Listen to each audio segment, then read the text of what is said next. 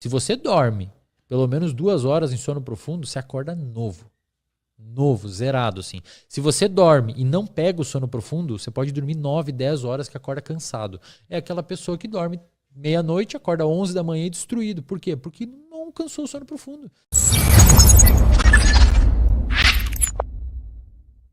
Então, quando você pega um paciente com um transtorno psiquiátrico, não tem, cara. Ele precisa regular o sono dele, ou a gente precisa tentar regular o sono dele, se necessário, junto com o psiquiatra, né? Se você pega uma pessoa da comunidade de alta performance, por exemplo, via de regra eles dormem muito bem. Dormir bem é algo meio relativo, né? No sentido de horas. É relativo no sentido de horas. Pelo que a gente vê, um adulto precisa, pelo menos, para não ter nenhum tipo de déficit, 7 horas de sono. 7 horas de sono. Só que não basta ter as 7 horas, você tem que passar pelos ciclos do sono. Você tem 5 ciclos de sono e 4 estágios. Alguns autores botam 3, outros botam 4. Então, quando você está acordado, você induz o sono. Você começa a entrar num sono ali, você entra num sono mais superficial. E cerca de mais ou menos 20 minutos, 30 depois você entra no primeiro estágio de sono. Depois de 1 hora, 1 hora e 20, você entra no sono profundo. Que é aquele sono que a pessoa tá apagadaça. Tem que mexer pra acordar, a pessoa tá desligada. Isso é mais perto que a gente tem do coma. O sono profundo é o mais perto. Não. O REM é o sono é mais em cima. Aí você vai no sono profundo. A ideia é que você fique pelo menos 1 hora. O ideal, 2 horas no sono profundo. E o que vai modular esse sono profundo? Se você faz atividade física, se você come bem, se você se expõe à luz natural.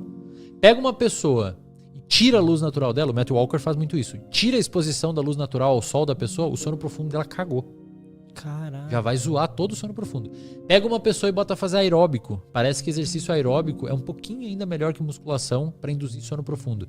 E cara, você precisa do sono profundo, porque é ali que acontece o seu reparo do corpo de uma maneira geral. Se você dorme pelo menos 2 horas em sono profundo, você acorda novo. Novo, zerado, assim. Se você dorme e não pega o sono profundo, você pode dormir 9, 10 horas que acorda cansado. É aquela pessoa que dorme meia-noite, acorda 11 da manhã e destruído. Por quê? Porque não alcançou o sono profundo. Ficou só no superficial. Então, um ciclo de sono normal é o quê? Entrou no sono, primeiro estágio depois de 20, 30 minutinhos. Sono profundo, 1 hora e 20 depois você entra no sono profundo. Aí você começa a subir. Volta para os estágios superficiais e chega no quase acordado, que é o sono REM. Sono REM, ele é mais ou menos como se você estivesse acordado, cara. É onde você sonha. É onde aumenta a sua noradrenalina, é onde você mexe um pouco e às vezes você até acorda. É normal às vezes acordar durante a noite, pelo menos umas 2, 3 vezes, mas é aquela acordada que você abre o olho assim, dá uma olhadinha e volta. É quase como você nem lembra às vezes que acordou. Aí depois você desce de novo, às vezes você nem vai mais até o profundo, e às vezes entra no profundo só no primeiro ciclo de sono. Sobe de novo pro REM, desce de novo, sobe de novo pro REM. E aí quando você tá no último ciclo do REM, você acorda. Aí você desperta de manhã. Caralho. Por isso que você sempre acorda depois de um sonho. Você tava no REM antes. Mano. Você tá sonhando assim, aí despertou. O ideal, cara, é que você acorde no final desse último ciclo. Porque se você acordar cansado, moído, exausto, do ponto de vista cerebral, não físico. Treinou, correu uma maratona, vai acordar cansado. Mas do ponto de vista cerebral, acorda fadigado, você não tá passando pelos sonos e corre o risco de você estar acordando no meio do sono profundo. Você não vai acordar no meio do sono profundo sozinho. Mas às vezes você tá apagadaço de manhã assim na cama e toca o despertador, você... Jesus! Tem que levantar. Às vezes você acordou no meio do sono profundo. Por quê? Porque o seu ciclo tá todo zoado. Se você tem um ciclo de sono bonitinho que passa por todas as fases, 7 horas você acorda naturalmente. Se você não tem nenhum tipo de transtorno, você acorda naturalmente e descansado. 7 horas de sono. Acontece comigo. Eu durmo 10h30, 11 horas. 6, 6h30 eu acordo sem despertador. Eu comprei uma luz na Amazon que ela acende sozinha de manhã, então eu acordo com a luz, o que é menos agitante, não acordo com barulho de despertador, no susto. E acordo descansado, não precisa nem tomar café, assim. É tipo um alarme de luz, de som. Exato. E se você for pensar, cara, por que meia-noite se chama meia-noite? Porque é pra ser meia-noite. É pra ser o meio da noite. O Matt Walker fala disso no livro. Interessante. Os caçadores, Douglas dá risada. Os caçador-coletores lá, imagina, cara, eles entravam pra caverna 7 da noite, a hora que escurecia, meia-noite é o meio da noite. Aí acorda 6 da manhã, a hora que amanhece. Eles acordavam um pouquinho antes pra aproveitar que era um pouquinho mais frio de manhã pra sair caçar e tal, quando era muito calor. E uma coisa legal, cara, a gente tem uma fase do sono chamada REM.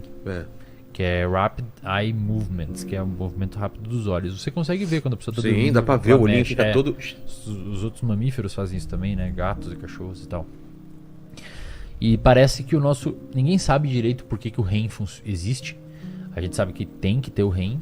E ali a gente sonha e tem uma importância, os sonhos é debatido e tal. Ninguém sabe também direito por que existe o sonho.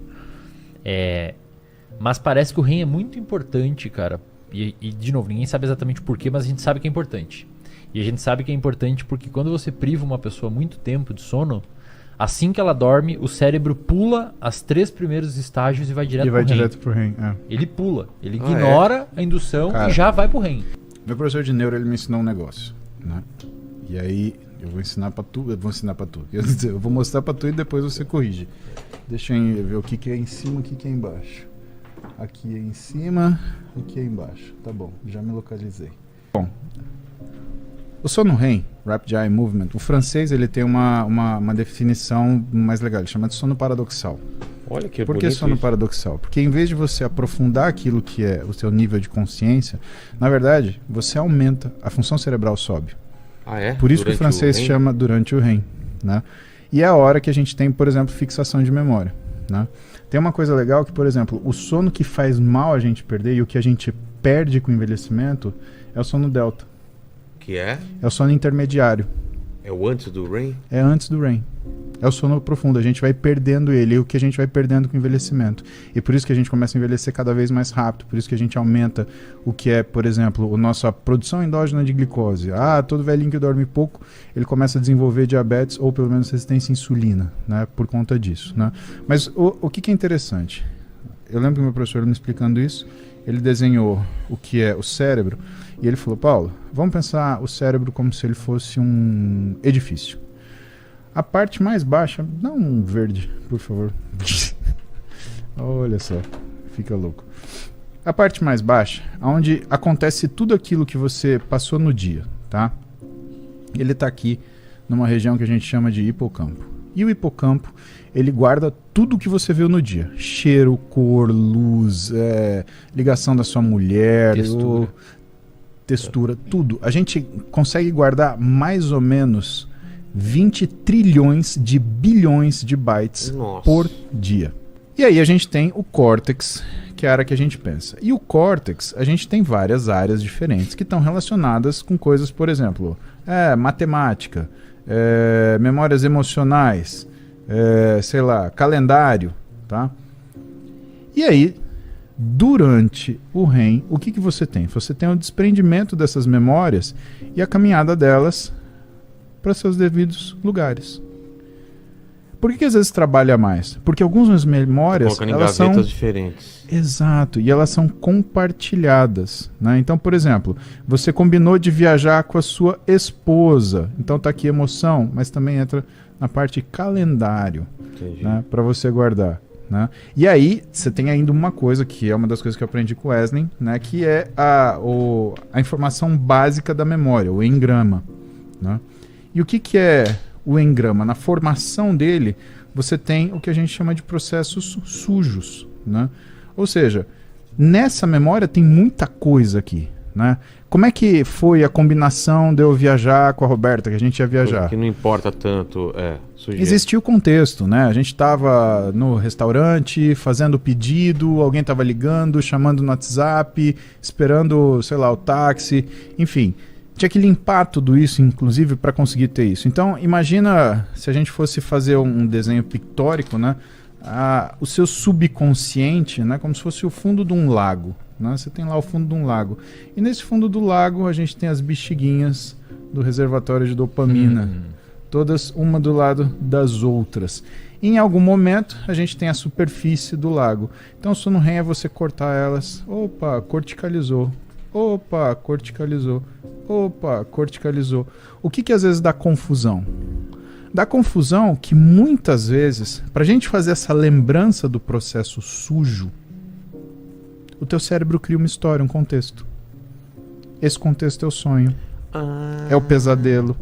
Porque ele precisa misturar o que você... Aliás, ele precisa criar um contexto para aquela memória ela ter uma relevância. Lembra? Uma das primeiras coisas que eu falei para você em relação ao livro do Steven Pinker, né? Sei. Como que a mente funciona? Ela precisa ter gavetas específicas para as coisas. Ela tem a capacidade de categorizar essas informações. Então, isso daqui é uma jujuba. Né? Foi o exemplo que eu dei. Sim. É um doce, é um snack, ele é Sim. doce, ele tem sabor de fruta. Né? Então ele está junto, por exemplo, com o bolo de chocolate, mas o bolo de chocolate está na gaveta do chocolate, ele está na gaveta das frutas. A gente tem a mesma coisa aqui. Você quer adicionar ou corrigir algo, Não, por tá favor. certo. E tem uma outra coisa, algumas bexiguinhas e a maioria delas vão furar e não vão corticalizar. O que é corticalizar?